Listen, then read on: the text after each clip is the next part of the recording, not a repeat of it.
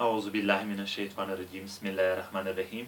ګرانو زده کوونکو، نن غواړم د کسرونو ناطق کول یا ګویا کول در وپېژنم. د کسرونو ناطق کولو یا ګویا کولو څخه مقصد دا دی چې د یوه کسر په مخرج کې د جزر لاندې عدد د جزر څخه خارج کړو.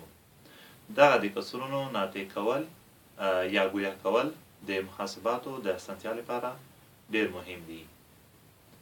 که وغواړو چې یو کسر ګویا یا ناطق کړو، طریقه دا ده چې یو دغسې عدد به په پام کې نیسو او د کسر صورت او مخرج ته به یې ورضرب کوو چې د راکړل شوي کسر د مخرج جذري عدد د جذر درجې سره یې د جذر درجه مساوي او د عدد دغسې یو عدد وي چې د جذر لاندې عدد سره ضرب شي او درجه یې د جذر د درجې سره مساوي شي. بیا کولی شو یو کسر ناطق یا ګویا کړو.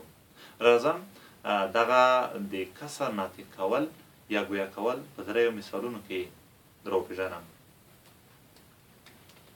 لومړی مثال دی یو پر دوه تحت جذر. د دې کسر ګویا کولو لپاره صورت او مخرج دی دوه د مربع جذر لاندې عدد ورضرب کوو.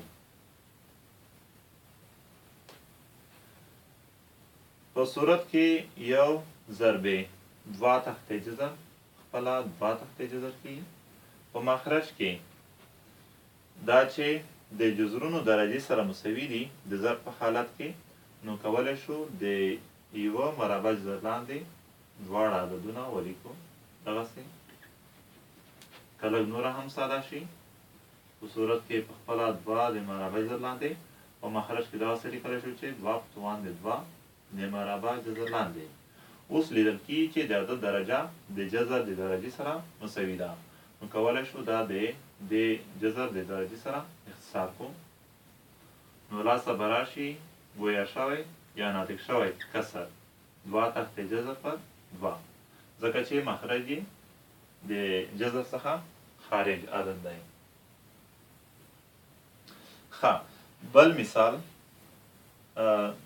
دوه پر څلور د مکعب جذر لاندې. د دې کسر د ګویا کولو لپاره صورت او مخرج ته 14 د مکعب جذر لاندې عدد ورضرب کوو.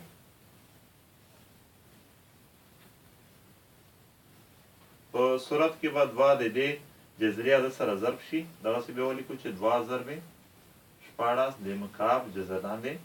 په مخرج کې به دغسې ولیکو چې 4 ضرب 14 د مکعب جذر لاندې، ځکه چې د دواړو عددونو د جذرونو درجې سره مساوي دي، نو کولی شو د یو جذر لاندې ولیکو.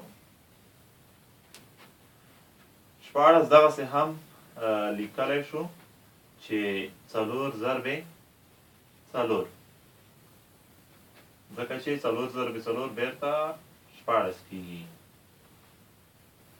اوس که دلته 4 وکتل شي 3 ځله په خپل ځان کې ضرب شوي دي، نو په لنډ ډول دغسې لیکلی شو چې 4 په توان د 3، 4 په توان د 3.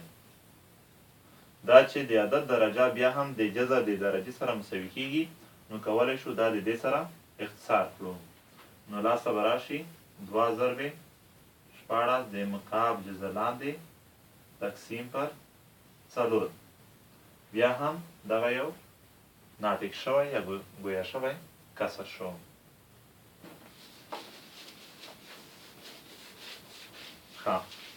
راځم دریم مثال ته. 15 پر 25 د مکعب جذر لاندې غواړو دغه کسر ګویا کړو. د دې لپاره صورت او مخرج ته 25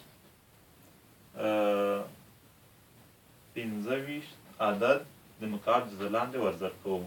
بخښنې سره دغه د 15 عدد دی. 25 د مکعب جذر لاندې ورضرب کوو. دغسې